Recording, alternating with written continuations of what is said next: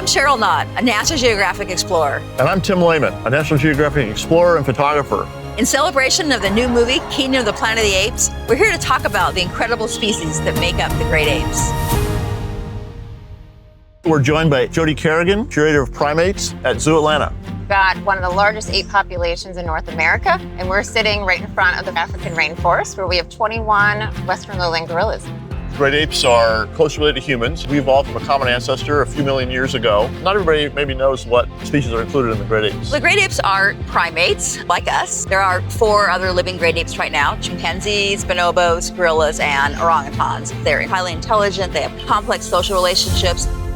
One reason people find such a connection is they're just so similar to us. I got a really close-up photograph of an orangutan's hand one time, and he was just holding a branch, and I just saw the fingerprints were just so similar to like a human hand. They just kind of hit me like, wow, that was so much like us. I remember the first time I was following wild orangutans. He woke up and he looked over at me from his nest, and I looked into his eyes, and you could just see that there was intelligence behind those eyes, and it makes you feel this connection with them.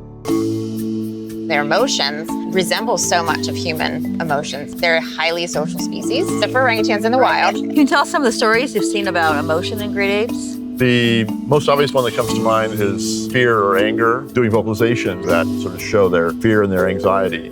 Grief is another one. It's been shown that they have that mourning behavior where an individual passes in the family. They have that cry vocalization for gorillas. They also, in the movie, portray the apes doing a lot of nonverbal communication. Particularly for gorillas and, of course, chimpanzees, and I'm sure you've got it for the orangutans. We see a lot of play faces, and then it's usually associated with a smile and a laugh, even the fear grimace. And then, of course, that's just facial expressions, but their body gestures are really important. Chest beat for a gorilla could mean play, but it also has a different context where it could mean being a little bit more aggressive. All of it is part of their communication. So before we had spoken language, we may have been using gestures. That's one of the theories about how language evolved. We kind of see the beginning of language in the great apes today.